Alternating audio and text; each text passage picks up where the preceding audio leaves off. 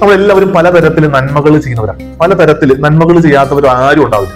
അപ്പൊ അതൊക്കെ വെറുതെ വിചാരമാണ്. ഇയാൾ കൂടുതൽ നന്മ ചെയ്യുന്നു, ഇയാൾ കുറവ് നന്മ ചെയ്യുന്നു. എല്ലാവരും അവരെ കൊണ്ട് പറ്റാവുന്ന അത്രയും നന്മകൾ ചെയ്യുന്നുണ്ട്.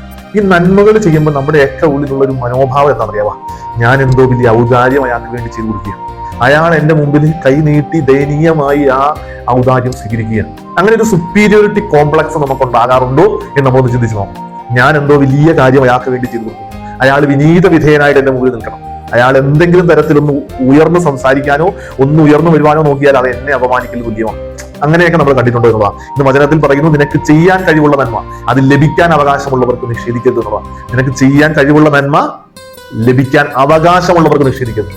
ലഭിക്കാൻ ഔദാര്യമുള്ളവർക്ക് നിഷേധിക്കുന്നതല്ല, ലഭിക്കാൻ അവകാശമാണ്. നന്മകൾ ലഭിക്കാൻ എല്ലാവർക്കും അവകാശമുണ്ട്. ചെയ്യുക എന്ന് പറയുന്നത് നമ്മുടെ കടമയും ഉത്തരവാദിത്വമാണ്. അത് ചെയ്യുന്നതിലൂടെ നമ്മൾ എന്തോ വലിയ ആളായിട്ട് മാറുകയല്ല, അത് ചെയ്യുമ്പോഴാണ് നമ്മൾ ശരിക്കും നന്മയുള്ള മനുഷ്യരായിട്ട് മാറുന്നത്. അല്ലെങ്കിൽ നമ്മൾ മനുഷ്യരല്ലാതായിട്ട് മാറുകയല്ല.